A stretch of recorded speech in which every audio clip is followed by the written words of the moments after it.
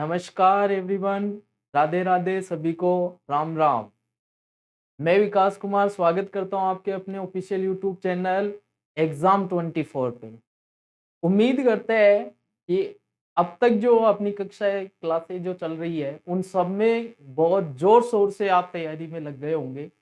और जैसा कि अपन को मिल रहा है नोटिफिकेशन से कि भर्ती भी बहुत जल्द ही अपने पास में सामने आने वाली है, तो तैयारी में अपन को कहीं कमी नहीं छोड़नी है। हम अपनी ओर से आपकी मेहनत को बरकरार रखेंगे। आप अपनी मेहनत के ऊपर एकदम अटल बने रहिए। जैसा कि अभी आपने क्लासेस जो है 2 क्लासेस हो चुकी और दोनों में अपन ने पीछे जो लगी हुई स्लाइड के बारे में अपन डिस्कशन करते आ रहे हैं। मैं उम्मीद ये भी करता हूं कि जो जो अपन पढ़ रहे हैं, देखिए एक स्टूडेंट का अच्छा पढ़ने का जो तरीका होता है वो जब तक आप एक पेन और नोटबुक लेके नहीं बैठेंगे तब तक पढ़ने में मजा नहीं आएगा मेरे भाई। तो जैसे जैसे अपन जिन जिन पॉइंटों को हाईलाइट करते हैं, जैसे जैसे अपन किसी भी टॉपिक को अपन डिस्कस करते हैं, उनके बारे में कई बार एक्स्ट्रा बातें बताते हैं, वो चीजें आपके बहुत इंपॉर्टेंट होती है। क्योंकि क्वेश्चन बनाने वाला क्या करता है, डायरेक्ट थ्योरी से ना बनाकर उससे बनने वाले कंसेप्ट से क्वेश्चन पूछ ले। तो थोड़ा अपन वो भी आइडिया रखें, ये अपने नॉलेज के लिए है। अब तक अपन ने अपनी स्लाइड के अंदर अपने टॉपिक के अपने चैप्टर के अंदर अपन ने पढ़ा है। एक बार फिर से मैं सभी का स्वागत करता हूं अपने चैनल पे एग्जाम 24। पोषण के बारे में अपन पढ़ रहे थे, डिटेल अपन ने पढ़ ली थी। इसके बाद में पोषक क्या होते हैं इसके बारे में अपन ने जानकारी ले ली थी। साथ में ही अपन ने इसमें कौन कौन से पोषक तत्व होते हैं इनकी जानकारी अपन ने ले ली थी। एक बार अपन रिवाइज करें कि अपन कैसे कैसे पढ़ रहे। एक लिंक अभी थोड़े टॉपिक हुए हैं तो अपन उनको लिंक वाइज जोड़ते रहे। अपन ने भोजन का क्लासिफिकेशन किया। क्लासिफिकेशन में अपन ने 2 चीजें देखी, वनस्पतियों से प्राप्त होने वाला, पशुओं से प्राप्त होने वाला। इसके बाद में अपन ने वनस्पतियों से प्राप्त होने वाले भोजन के बारे में अपन ने जानकारी ली। इसके साथ में अपन ने पशुओं से प्राप्त होने वाली जानकारी ली। पशुओं के साथ में अपन ने रासायनिक स्रोतों के आधार पर केमिकल रासायनिक विज्ञान से इसको कैसे टच किया जाए, कैसे रासायनिक विज्ञान से इसमें से क्वेश्चन पूछेगा, और कार्बोहाइड्रेट प्रोटीन पोषण से कैसे जो क्वेश्चंस को अटैच किया गया उसके बारे में, रासायनिक संरचना के बारे में। दूसरा अपन ने देखा अपना पोषक 1 नंबर का कार्बोहाइड्रेट। ये दोस्तों अपन ने ये कल देख लिया था। फिर अपन ने देखा कार्बोहाइड्रेट के स्रोत। देखिए एक बार में पीछे से अपन ने एक ही पेज पीछे किया है, ये देखिए यहीं से अपन आज एक बार थोड़ा सा देखते हैं। जनरली मोस्ट ऑफ बातें अपन ने देख ली थी कल और उसी में अपन आगे बढ़े तो अपन को पता चलेगा कि कार्बोहाइड्रेट दैट मीन शर्करा, और ये बना हुआ होता है कार्बन। बोलो कौन कौन से थे, हाइड्रोजन, और कौन था, एक और रह गया, कौन था भाई, ऑक्सीजन। वेरी गुड, बहुत अच्छा। इसका मतलब तैयारी जोरों शोरों से है। कार्बन का सिंबल सी से, हाइड्रोजन को एच से और ऑक्सीजन को ओ से अपन रिप्रेजेंट करते हैं। अपन ने ये भी पढ़ा कि जो पोषक तत्व होते हैं, कौन मेरे भाई, पोषक तत्व है, ये सारे के सारे पोषक तत्व शरीर को ऊर्जा प्रदान करते हैं। और ऊर्जा को जिस यूनिट जिस मात्रक से अपन यहाँ पे उसको देखेंगे वो मात्रक क्या होगा, एक बार बताइए कमेंट सेक्शन में देकर, ताकि मेरे को ये पता चले कि आप जो पीछे वाली क्लास है उसमें अटेंडेंस। पोषक तत्व ऊर्जा देता है और उस ऊर्जा को अपन जो मात्रक देंगे उस मात्रक का नाम आपको यहां बताना है। उस मात्रक का नाम क्या था, कैलोरी। क्या नाम था मेरे भाई, कैलोरी। तो कैलोरी अपन को ये याद रख। दूसरा, कार्बोहाइड्रेट एक ऐसा पोषक तत्व है जिससे शरीर को डायरेक्ट ऊर्जा मिलती है। डायरेक्ट ऊर्जा, तो जिन स्रोतों से, जिन पोषक तत्वों से अपन को डायरेक्ट ऊर्जा मिलती है उन पोषक तत्वों को मैंने एक नाम बोला था, इनको मुख्य पोषक तत्व कहेंगे मेरे भाई। क्या कहेंगे, मुख्य पोषक तत्व कहेंगे भाई। और मुख्य पोषक तत्व एक बार अपन बता दें, मुख्य पोषक तत्वों के अंदर अपन ने जानकारी ले ली थी कि ऐसे भोजन जिनके अंदर पोषक तत्व प्रेजेंट हो और उन पोषक तत्वों से डायरेक्ट शरीर को ऊर्जा मिले, ऐसे स्रोतों को मुख्य पोषक तत्व कहेंगे। नेक्स्ट अपन थ्योरी की बात करें, मैंने बताया कैलोरी, तो इसमें अपन ने लिखा कैलोरी जो होता है वो क्या है, कैलोरी की जरूरत को पूरा करने के लिए कार्बोहाइड्रेट प्राथमिक स्रोत है। पहला सबसे स्रोत कैलोरी की ऊर्जा में, डायरेक्ट ऊर्जा देने वाला कैलोरी में, इसलिए इसे ऊर्जा देने वाला भोजन भी कहा जाता है। मेरे भाई बहुत ही गजब का क्वेश्चन बनता है, यहां से क्वेश्चन बोल दिया भोजन, ऐसा भोजन बताइए जो डायरेक्ट ऊर्जा देगा, तो कार्बोहाइड्रेट है ऐसा भोजन। कार्बोहाइड्रेट की रासायनिक रचना मैंने मेरे भाई यहां लिख रखी है, इसको याद रखना है। कार्बन, हाइड्रोजन और ऑक्सीजन शामिल है। इन चीजों को अपन ने कल डिटेल से भी पढ़ा था, आज मैंने एक बार इसको अटैच कर दिया है। तो अपन ने कार्बोहाइड्रेट क्या होता है उसके बारे में जानकारी ले ली। अब आगे चलते हैं अपन नेक्स्ट स्लाइड की ओर।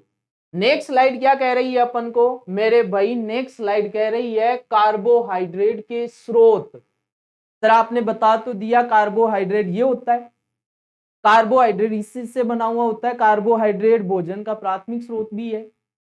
लेकिन सर कार्बोहाइड्रेट मिले किस किस चीजों से, कौन सा ऐसा पोषण है, कौन सा ऐसा न्यूट्रिएंट्स है जिनसे अपन को कार्बोहाइड्रेट डायरेक्ट मिल सकता है। डायग्राम में देखे, मोस्ट ऑफ डायग्राम के अंदर जो भी सब्सटेंस दिए हुए हैं इन सब से अपन को क्या मिलने वाला है, कार्बोहाइड्रेट मेरे भाई। लेकिन फिर भी अपन एक बार डिस्कस करते हैं कार्बोहाइड्रेट के ऐसे कौन कौन से स्रोत है जहां से अपन कार्बोहाइड्रेट को ले सकते हैं। सभी प्रकार की शर्करा, मैंने बताया कार्बोहाइड्रेट को शर्करा भी बोलते हैं, शर्करा मतलब मीठी चीजें, शक्कर, शहद, अनाज, दालें, अंडे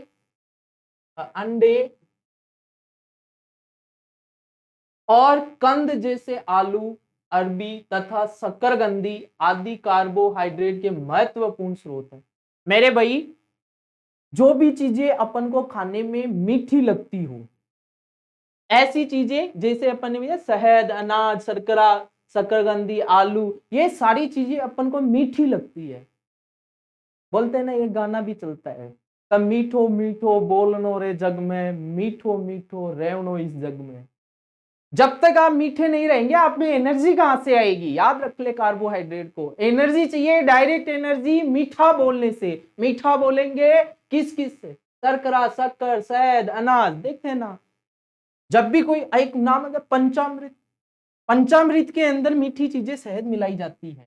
क्यों, लोग मीठा रहे, वहां पे कोई द्वेष की भावना नहीं रहे और डायरेक्ट उनको ऐसी एनर्जी मिले कि वो हर जग में मीठी मीठी बोले। तो जहां से अपन को मीठी चीजें दिखाई दे वहां पे अपन को कौन सा स्रोत लगाना है, कार्बोहाइड्रेट का स्रोत उसको लगा देना है। क्वेश्चन बनता है अपना यहाँ पे। नेक्स्ट आपने बात की कि सर कार्बोहाइड्रेट की मात्रा बढ़ने पर, अरे सर अति बहुत ही नुकसान। तो चाहे वो पोषक तत्व है, चाहे डेली रूटीन की कोई बातें, यहाँ पे भी कार्बोहाइड्रेट अपन को इन से मिलेगा। लेकिन सर इनको ज्यादा खा ले तो अपन तो ज्यादा स्ट्रोंग हो जाएंगे, ज्यादा एनर्जी मिलेगी। मेरे भाई गलत फहमी है।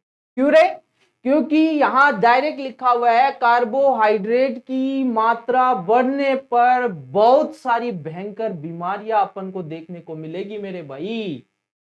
अब वो कौन कौन सी बीमारियां हैं जिनके कारण, जो कार्बोहाइड्रेट की अधिकता के कारण हो सकती है। क्वेश्चन नंबर 1 यहां से नोट कीजिए मेरे भाई, डायरेक्ट क्वेश्चन आने वाला है कि कार्बोहाइड्रेट की मात्रा बढ़ जाने से कौन कौन से रोग यहां होने वाले। तो कार्बोहाइड्रेट की मात्रा अगर बढ़ जाएगी तो शरीर में कब्ज जैसी बीमारी रह जाएगी। अब कब्ज का मतलब अपन ने जो कुछ भी खाया है उसका अच्छे से डाइजेशन नहीं होना, अच्छे से उसका पाचन नहीं होना।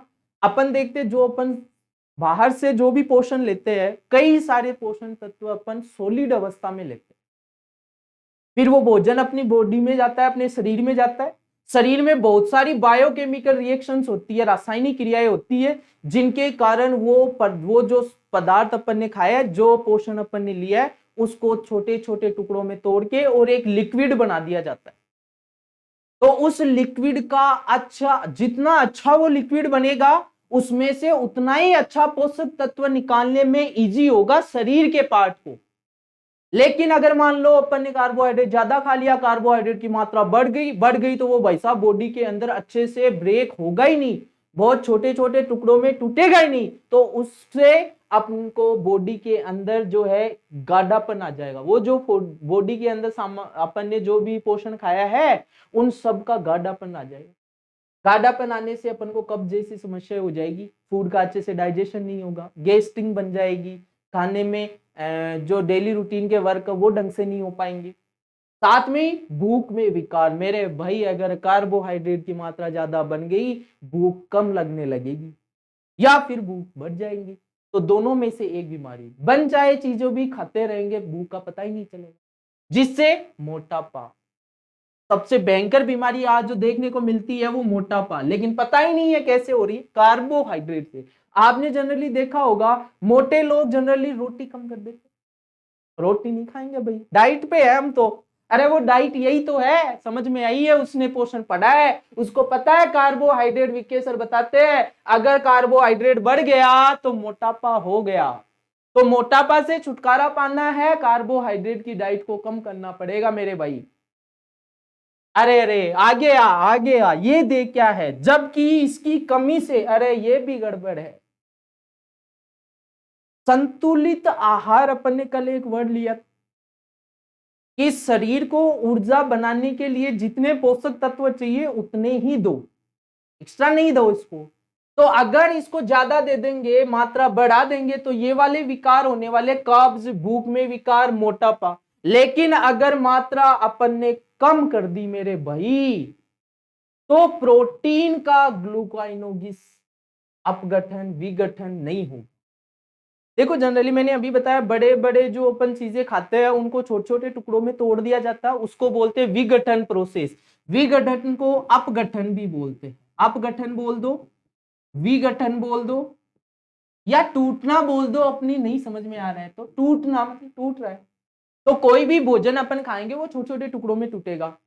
अब यहाँ पे अपन ने जो भी चीजें खाई और अगर कार्बोहाइड्रेट की मात्रा कम हो गई, तो प्रोटीन जिस पदार्थ में, जिस पोषक में, जिस पोषण के अंदर प्रोटीन है, कार्बोहाइड्रेट उस प्रोटीन को डिवाइड करने में मदद करेगा, उसको तोड़ने में मदद करेगा। लेकिन अगर वो आया ही नहीं, पूरा कमी है उसकी, तो उसकी कमी है, तो प्रोटीन का इस वाले सब्सटेंस में ग्लूकोनियोजेनेसिस, इसका मतलब है ये उस प्रोटीन को दूसरे में, इस वाले सब्सटेंस में तोड़ रहा है।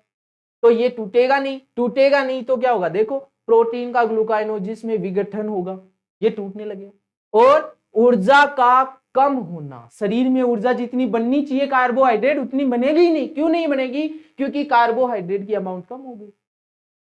अरे इसकी मात्रा कम हो गई तो अपन को ऊर्जा कम मिलेगी, जिससे पाचन प्रणाली पर अतिरिक्त भार और कीटोसिस आदि हो सकता है।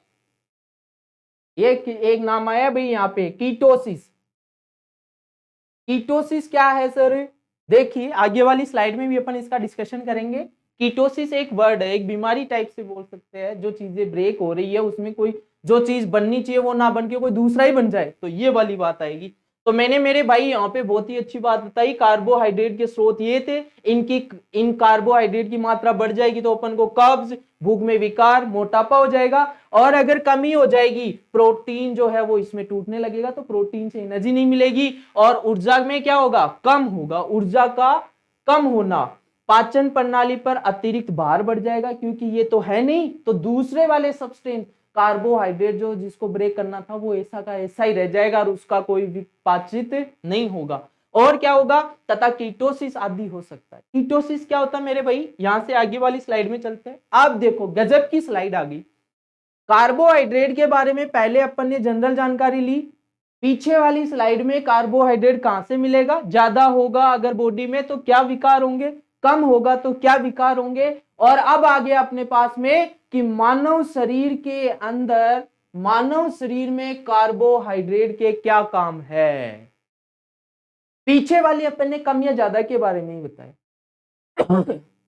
यहां क्या आएगा, कार्बोहाइड्रेट सर आपने बता तो दिया अपन को एनर्जी देगा, लेकिन कैसे कैसे, क्या और काम भी है क्या इसके? जरूर मेरे दोस्त, सारा एक एक स्लाइड में एक एक वर्ड से अपन उसको डिटेल से समझेंगे। मानव शरीर में कार्बोहाइड्रेट का अपन जानते हैं एक तो पहला काम ही ऊर्जा देना है, ये तो है ही है, इसके अलावा भी बहुत सारे काम है। और क्या क्या काम है स्लाइड में आगे आगे देखते जाएंगे।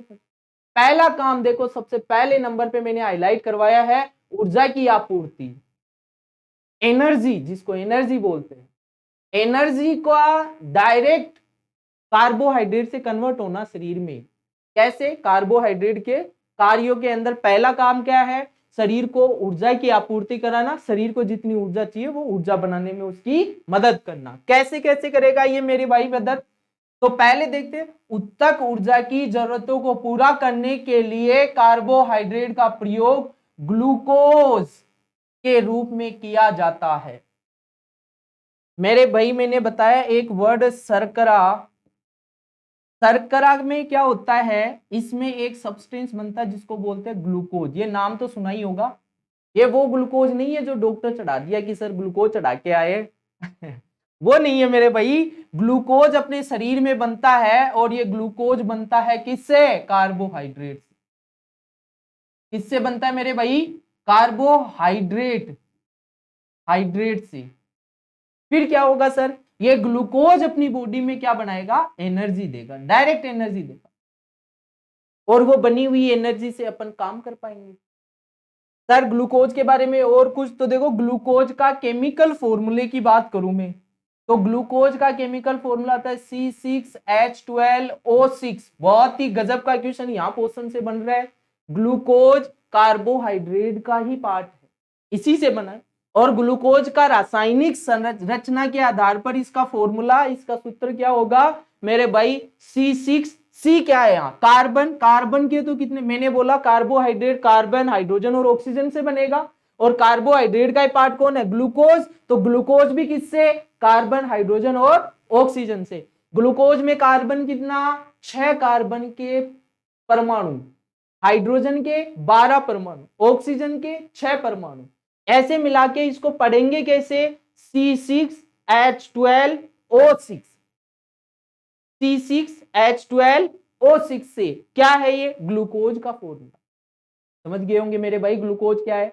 ग्लूकोज कार्बोहाइड्रेट का ही पार्ट है जिसका रासायनिक सूत्र ये होता है। यहां से क्वेश्चन पूछा भी जाता है, निम्नलिखित में से ग्लूकोज कौन सा है, और ऐसे फॉर्मूले दिए हुए होंगे मेरे भाई, तो इनमें से आपको पहचानना होगा। ग्लूकोज का सही फॉर्मूला C6H12O6 होगा।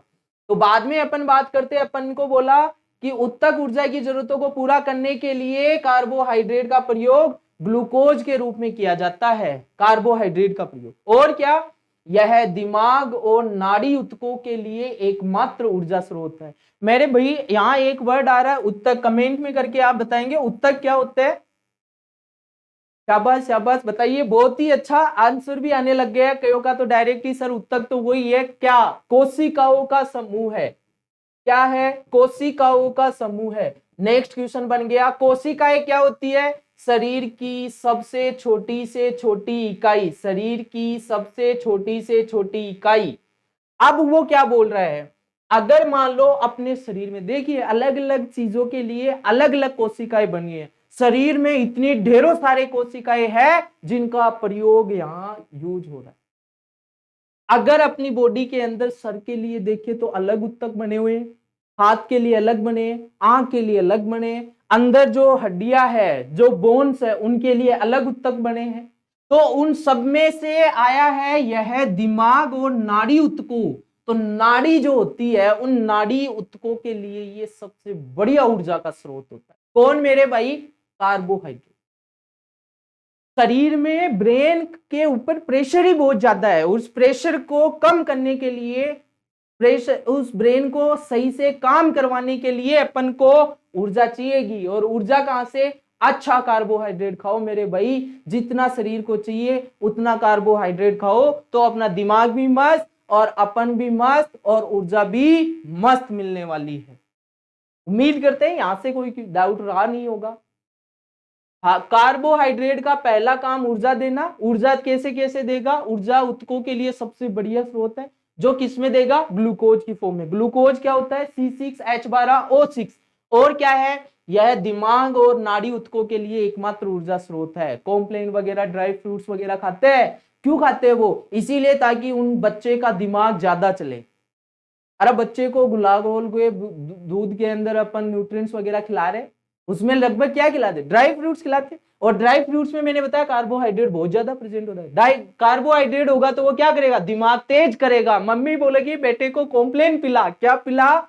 कॉम्प्लेन। कॉम्प्लेन में कार्बोहाइड्रेट जो दिमाग को चलाएगा, क्यों? दिमाग को ऊर्जा देगा। साथ में क्या? नाड़ी उत्तकों के लिए, नाड़ी उत्तक बहुत ही गजब का उत्तक है, जिससे डायरेक्ट ब्रेन से जो भी मैसेज जाएगा वो तुरंत उसको एक्सेप्ट करेगा।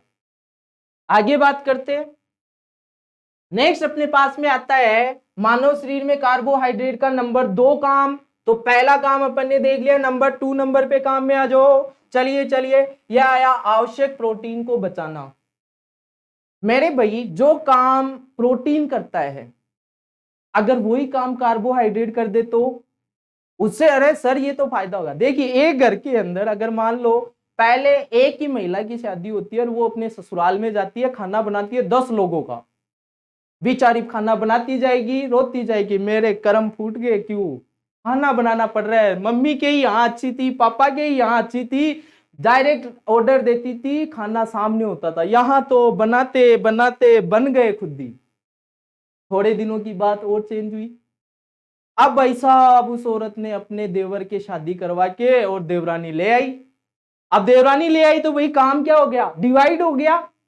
अरे मेरे भाई सब्जी का छूकर लगाए देवरानी, रोटी बनाए जेठानी, और देवरानी जेठानी भाई साहब दोनों खाना बनाकर मस्त। अब कोई पापा मम्मी याद नहीं, क्यों? क्योंकि काम डिवाइड हो गया। तो उनकी एनर्जी, जेठानी की एनर्जी पहले वाली इसमें बच गई मेरे भाई, और वो एनर्जी किसमें ट्रांसफर हो गई? देवरानी में। तो यही काम यहां है कार्बोहाइड्रेट। ये दोनों कार्बोहाइड्रेट और प्रोटीन दोनों देवरानी जेठानी है। कार्बोहाइड्रेट, अरे मेरे भाई जब खुराक में कार्बोहाइड्रेट की पर्याप्त आपूर्ति हो जाती है तो शरीर उसका ऊर्जा के स्रोत के रूप में प्रयोग कर लेता है। इससे संश्लेषण क्रिया के लिए प्रोटीन बच जाती। आपको जितना कार्बोहाइड्रेट खाना था उतना खा लिया, और कार्बोहाइड्रेट का कुछ अमाउंट शरीर के अंदर ही होता है, ये अपन नहीं कर सकते इन पे कंट्रोल। तो शरीर के अंदर ही, अरे देखते हैं ना देवरानी जिठानी के अंदर पति क्या करेगा? पति का कोई रोल नहीं, वो बेचारा मेरी तरह चुपचाप बैठा रहेगा। लेकिन उन दोनों में कॉम्बिनेशन अगर अच्छा रहा तभी तो बोलते हैं मेरे भाई किचन देवरानी जिठानी ही संभाल सकती है, सास और वो बहू नहीं। क्यों? क्योंकि उनमें ऐसे टांग टक्कर रहेगी। लेकिन देवरानी जिठानी में अगर अच्छी बॉन्डिंग रही तो उनका काम वो करेगी, उसका काम वो करेगी, दोनों खुश, एनर्जी बच गई और कोई टेंशन नहीं। यहां भी यही हुआ। कार्बो जो काम प्रोटीन करती है, प्रोटीन कोई नई चीजें बनाती है अपनी बॉडी के अंदर, अगर वो प्रोटीन ना बनाकर कार्बोहाइड्रेट उनकी जगह एनर्जी बना दे तो मेरे भाई जब खुराक में कार्बोहाइड्रेट की पर्याप्त मात्रा में आपूर्ति हो जाती है, जितनी चाहिए उतनी मिल गई, देवरानी को काम नहीं करना पड़ा, तो शरीर उसका ऊर्जा के स्रोत के रूप में काम कर ले। तो देवरानी जिठानी ने क्या किया? देवरानी से हेल्प ले ली तो क्या हुआ? देवरानी की एनर्जी बच गई मेरे भाई। इससे संश्लेषण क्रिया के लिए प्रोटीन बच गई। दैट मीन आवश्यक प्रोटीन को बचाने में किसने मदद कर दी मेरे भाई? अरे कमेंट में बोलना कार्बोहाइड्रेट। क्या आया? कार्बोहाइड्रेट। उम्मीद करते हैं यहां तक का जो टॉपिक अपने चला है, आज क्या क्या पढ़ा वो चीजें अपन ने सारी की सारी यहां आपसे नोट करवाई है। ये नोट कर ले मेरे भाई, हर एक जो पॉइंट को मैंने हाईलाइट किया, जहां जहां मैंने एमसीक्यूज क्वेश्चन बनवाए हैं, वहां ऊर्जा कैसे मिलती है, ये ऊर्जा ट्रांसफर कैसे होती है इस टाइप की, अरे क्या, और ये आवश्यक प्रोटीन को कैसे बचाने में मददगार साबित होता है, इतना अपन ने गजब से देखा है।